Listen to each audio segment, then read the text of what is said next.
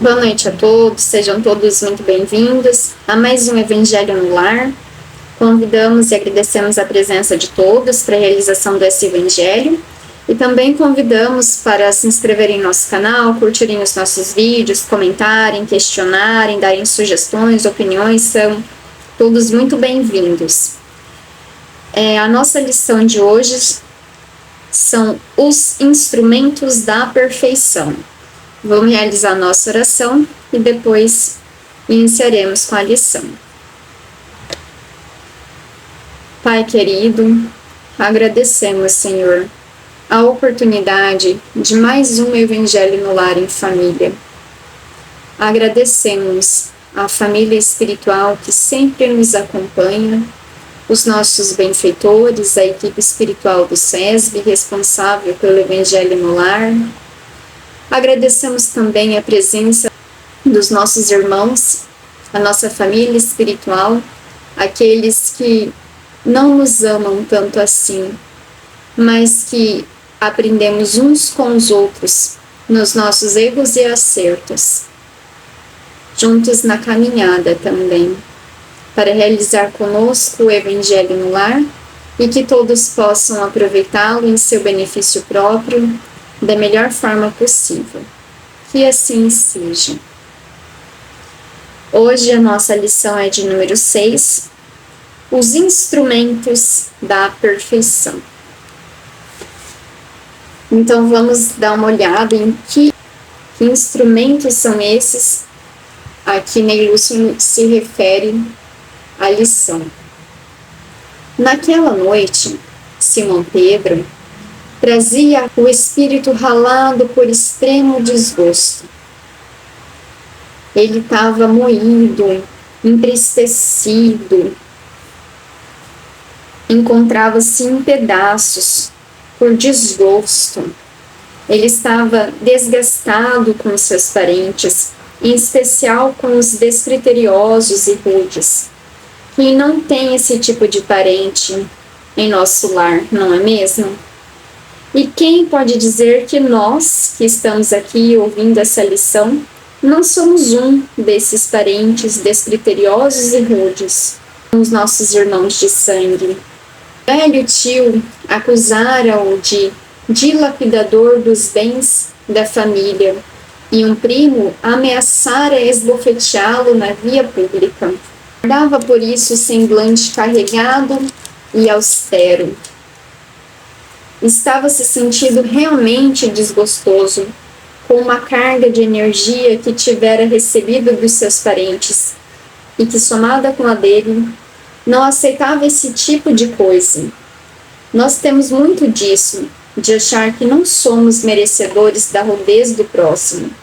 Somos sempre injustiçados e isso nos provoca uma revolta. E aí sofremos, porque o sofrimento é opcional. Sentir dor é inevitável. Sentir dor é do corpo. É uma resposta da nossa saúde orgânica, que está sendo atormentada. Mas o sofrimento é quando, de alguma maneira, não aceitamos o que estamos presenciando ou vivenciando. Então, o sofrimento é uma revolta. É aqui demonstrada claramente que Simão Pedro não estava aceitando aquilo, em especial por ser sua própria família.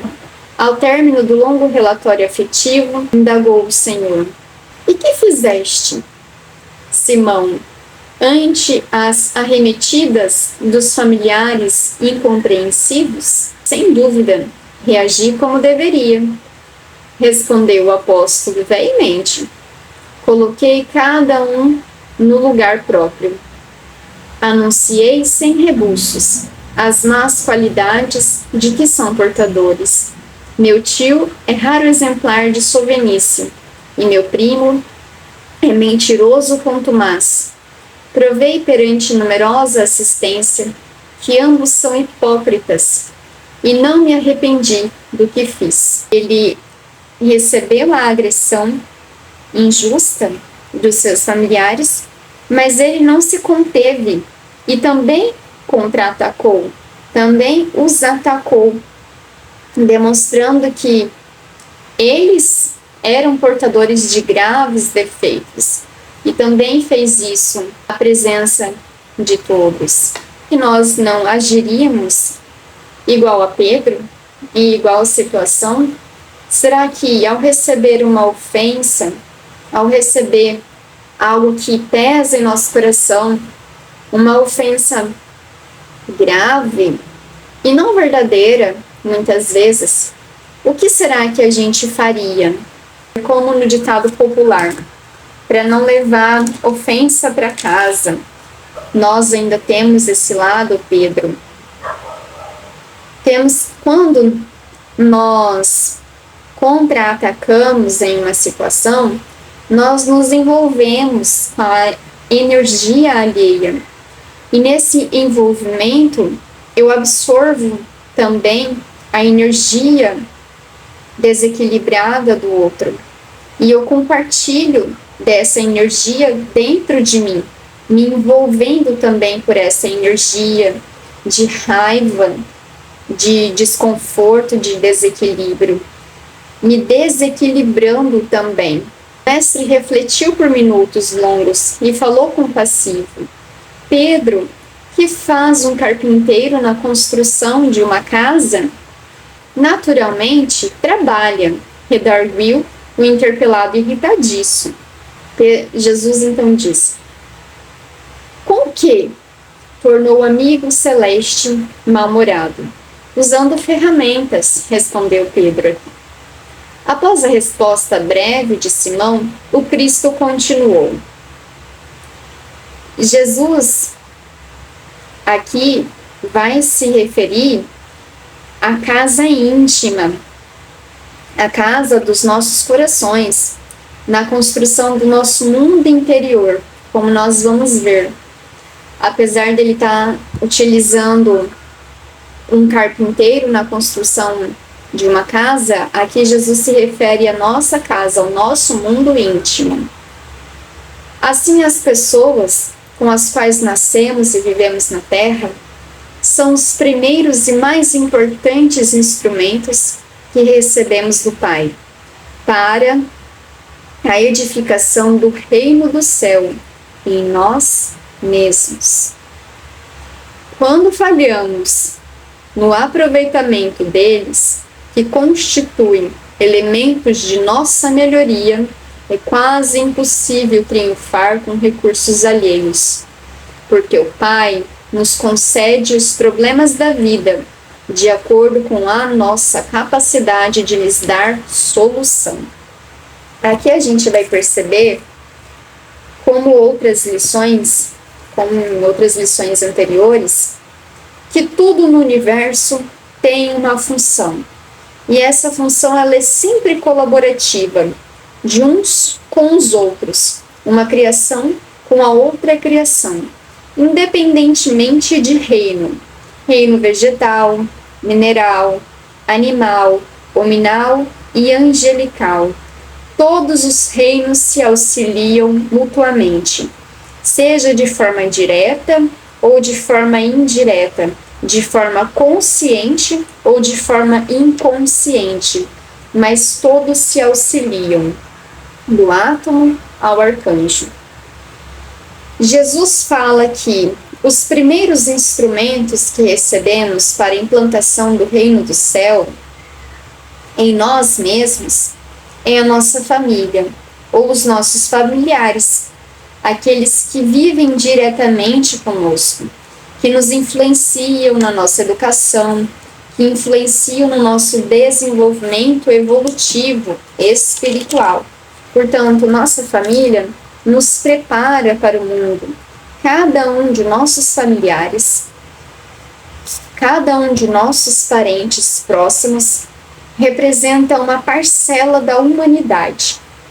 Milhões e milhões de pessoas são semelhantes a esses nossos parentes. Portanto, quando nós aprendemos a viver com esses parentes ou esses irmãos de sangue que nos incomoda, que nos aborrece e que nos desequilibra, estamos aprendendo a mais tarde viver com milhões e milhões de pessoas semelhantes a esses, nossos irmãos de sangue. Isso significa que nos tornaremos seres mais sociáveis e com mais facilidade de fazermos amigos, mais facilidade de lidar com formas diferentes de pensar, com culturas diferentes, com crenças diferentes, com formas de agir diferente. Nós vamos nos tornando mais sociáveis, mais amáveis, mais flexíveis na convivência. Vamos aprender a lidar com os diferentes de nós. Vamos nos tornando mais humildes para aceitar as dificuldades, inclusive alheias, para aceitar o conhecimento alheio, para aprender, para ensinar, para, enfim, implantar o reino de Deus dentro de nós mesmos e também no mundo exterior. Continuando a lição, a ave é obrigada a fazer o ninho, mas não se reclama outro serviço. A ovelha dará a lã ao pastor, no entanto, ninguém lhe exige o agasalho pronto. Ao homem foram concedidas outras tarefas, quais sejam as do amor e da humildade, da ação inteligente e constante para o bem comum, a fim de que a paz e a felicidade não sejam mitos na terra. Os parentes próximos, na maioria das vezes, são o martelo e o serrote, que podemos utilizar a benefício da construção do templo vivo e sublime, por intermédio do qual o céu se manifestará em nossa alma. Que bonito, né? Os nossos parentes mais próximos são martelos, são serrotes, são nossos instrumentos para nossa elevação. Enquanto o marceneiro usa suas ferramentas por fora, cabe-nos aproveitar a nossa por dentro. Sempre Jesus se referindo nas lições ao nosso mundo interior, a nossa reforma íntima, ao aproveitamento da lição dos ensinamentos para nossa transformação moral e espiritual. E aí continua: em todas as ocasiões, o ignorante representa para nós campo de benemerência espiritual. Então, se nós lidamos com um parente difícil e ignorante, exercitemos a benemerência e não exteriorizamos a nossa ignorância para com ele. O ignorante nos clama benemerência, e só se tem benemerência quem a desenvolve para o seu próprio bem, como para o bem do próximo. Então, se eu quero ser uma pessoa cristã, se eu quero seguir os ensinamentos do nosso Cristo, eu tenho que desenvolver essa virtude de benemerência em mim.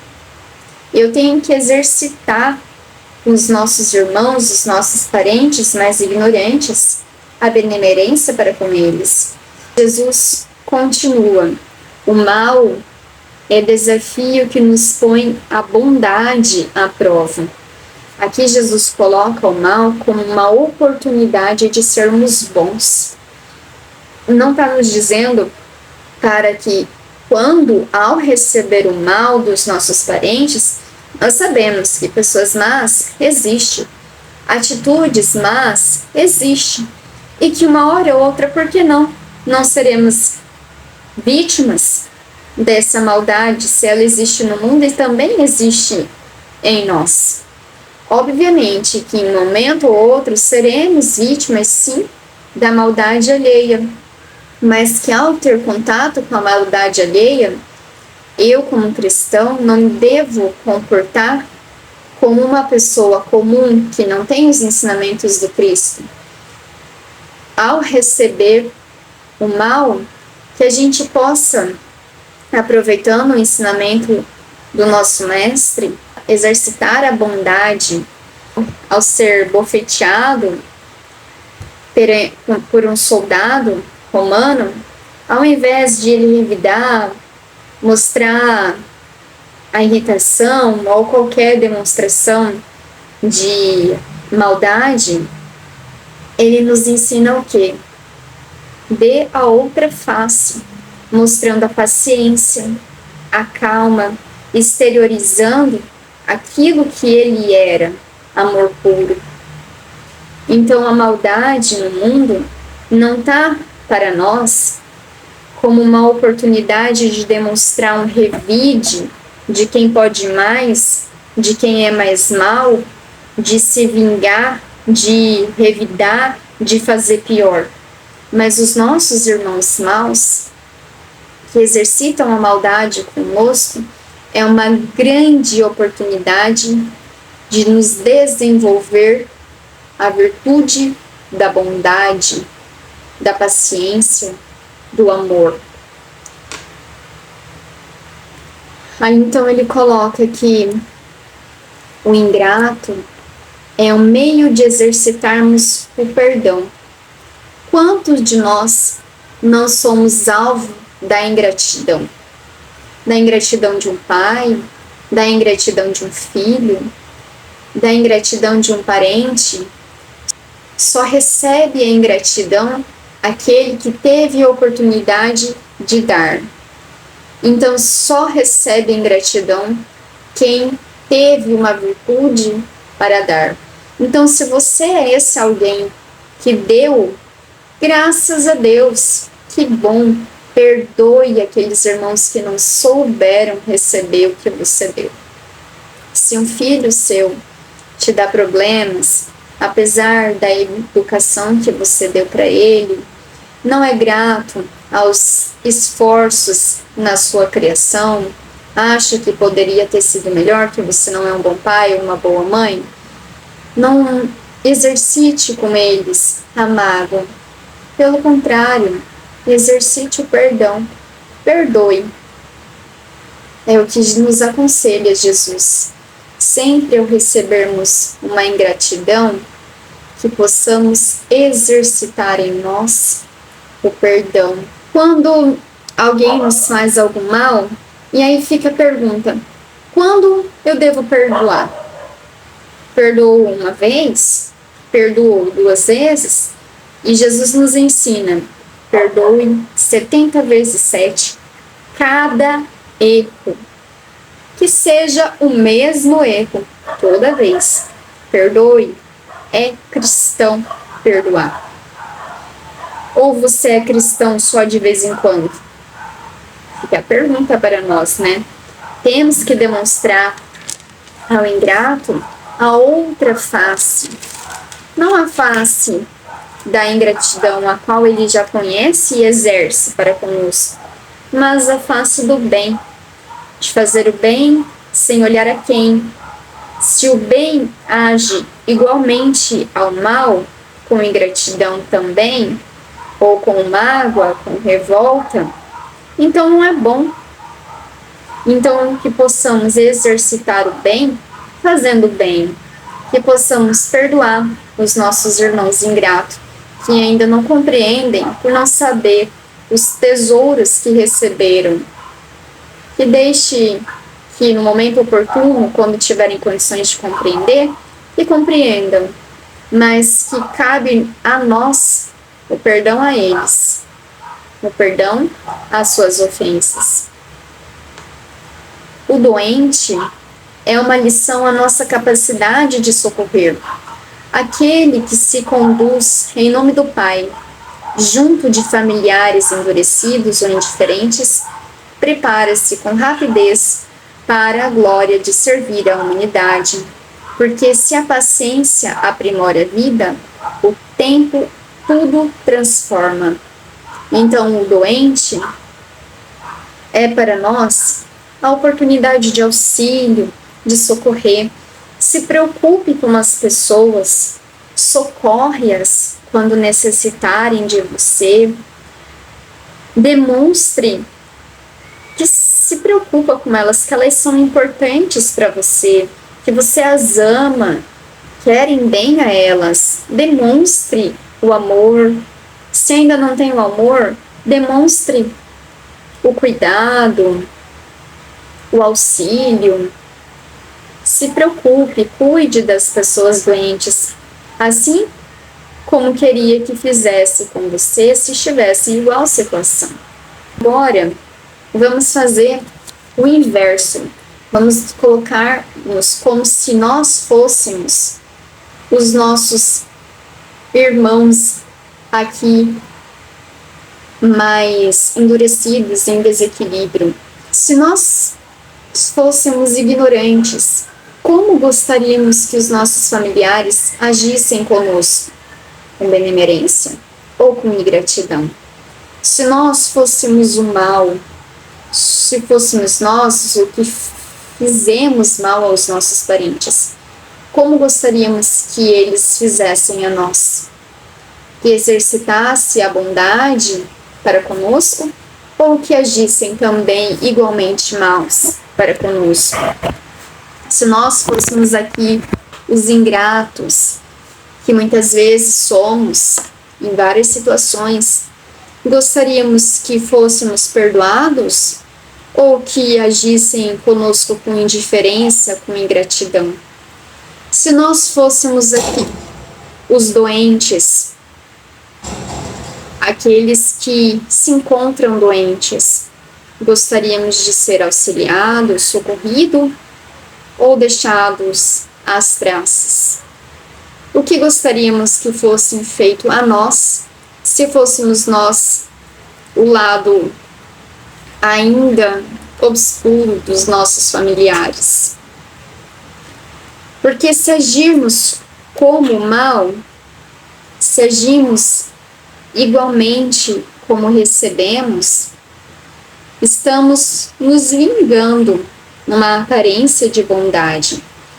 Se dissemos assim, não, mas eu estou fazendo essa maldade aqui no intuito de bondade, eu não estou socorrendo, eu estou agindo dessa forma porque eu quero que essa pessoa aprenda.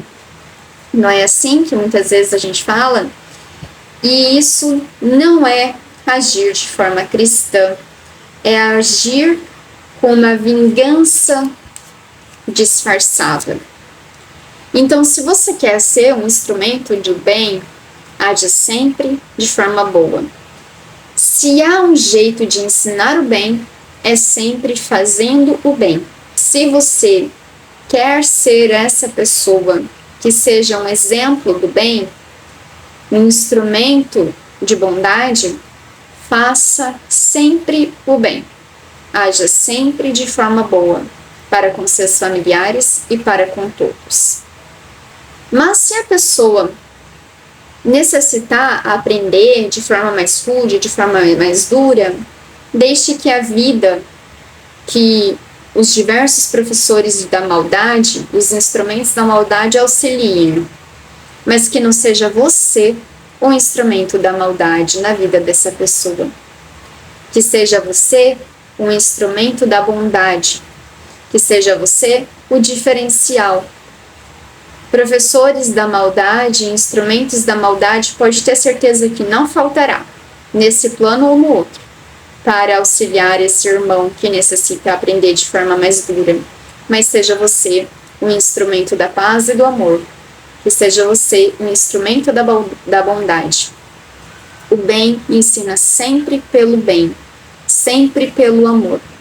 Então calou-se Jesus e talvez porque Pedro tivesse ainda os olhos indagadores, acrescentou serenamente: se não ajudamos os necessitados de perto, como auxiliaremos os aflitos de longe?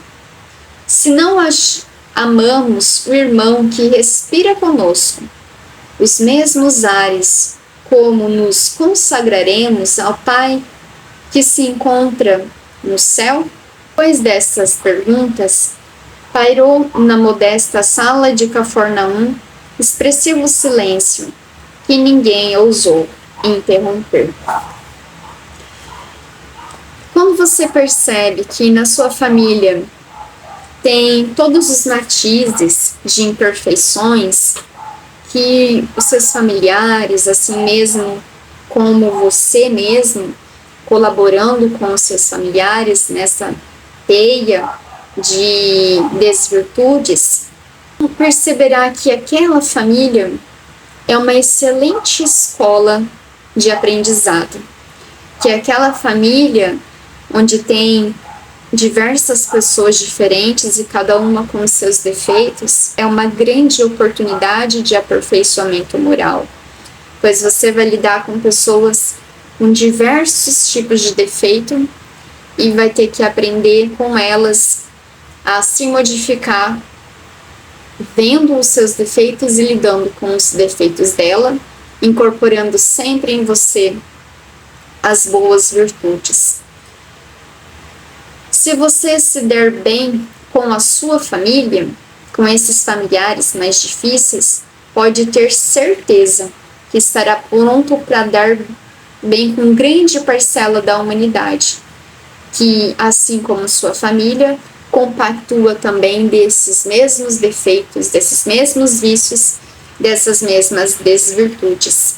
Vai adquirir a paciência. Jesus aqui nos coloca que ciência ora a vida, que tudo a seu tempo transforma. Então tudo se transformará com o seu tempo. Shakespeare nos diz: não precisamos trocar de amigos, porque os amigos mudam. Então esses familiares, essas pessoas que aparentemente são tão diferentes de você, neste momento, não se preocupe, dê tempo a elas, que em oportunidade futura, como o tempo tudo transforma, elas um dia não serão tão diferentes assim de você. Também se melhorarão, também se aperfeiçoarão, pois é da lei. Todos um dia participarão da grande transformação moral, cada um ao seu tempo. Como ainda Pedro tivesse os olhos indagadores, o Cristo acrescentou serenamente, nesse momento, Jesus teve que falar para a consciência de Pedro e para os que ali estavam. A nossa fonte de sabedoria é acessada pela nossa consciência, pelo nosso espírito. Nós recebemos geralmente pelo nosso lado racional, mas a nossa consciência, a sabedoria, ela não se encontra no nosso racional, ela se encontra na nossa consciência mais profunda, no nosso espírito, no nosso lado espiritual. E ela é bastante empobrecida quando a gente consegue extrair, através da razão, os ensinamentos que a gente tenta absorver da sabedoria, porque eles são modificados pelas nossas crenças, pela nossa cultura, pela nossa forma de raciocinar. E a matemática nos mostra que cada pessoa raciocina de uma forma diferente. Então, portanto, ninguém vai pensar da mesma forma, ninguém vai raciocinar da mesma forma, cada um vai raciocinar de uma forma. E não vai conseguir extrair, apesar da fonte da sabedoria, está tudo que não foi dito, tudo que não foi falado, mas que foi absorvido pelo Espírito, não vai conseguir transcrever em palavras, vai ser empobrecido quando raciocinado e exteriorizado. Mas Jesus aqui falava para a consciência de Pedro. Por que ele utilizou esse método de falar para a consciência? Porque Pedro, assim como nós, estamos envolvidos por uma sociedade, por uma educação, por uma cultura bastante ultrapassada ainda, que tem bastante conceitos ainda ultrapassados do nosso animalismo ainda, que é não leve desaforo para casa, se alguém bateu, revide, não seja bobo, ensine o mal com o mal. São conceitos ainda mesquinhos, mas que são bastante utilizados por nós. Mas Jesus aqui estava dizendo o que o nosso espírito necessitava aprender, que é sempre o bem. Faça o bem, seja bom. Ensine o bem, fazendo o bem. Ensine o mal, fazendo o bem. A ação do bem modifica, mas o mal não modifica o bem, mas o bem modifica o mal. Então, vamos encerrar a nossa lição, fazendo a nossa oração. Aqueles que ainda não pegaram a sua água para ser fluidificada, que possa pegar. Se tiver alguma pessoa doente, se quiser separar uma água específica para essa pessoa, tomar ao final como um remédio, que pode também ser tomada ao longo da semana, só acrescentar mais água a essa água, que ela também se multiplica, assim como o amor de Deus se multiplica em nós. Pai querido, agradecemos imensamente a oportunidade do Evangelho, oportunidade da lição, que para nós é tão valiosa. Que possamos, Senhor, nos fazer utilizar desse instrumento tão bendito, que são os nossos familiares em nossa vida, e que através de cada um deles, e das suas desvirtudes também, possamos exercitar em nós a benemerência, o perdão, o amor, o auxílio, colocando-nos sempre como instrumento do amor de Deus para conosco e para com os nossos irmãos. Que possa realizar a limpeza psíquica nos lares que nos escutam, auxiliando, socorrendo a todos os nossos irmãos do plano espiritual, fluidificando a água, e que todos possam ser beneficiados pela presença e pelo auxílio da espiritualidade superior. Agradecemos, Senhor, imensamente a oportunidade do Evangelho. Gratidão, queridos irmãos, pela oportunidade de estarem comigo mais uma vez, conosco na realização desse Evangelho. Sou muito grata a cada um de vocês que comigo aprende essa lição. Um grande abraço, fiquem com Deus, até a próxima lição.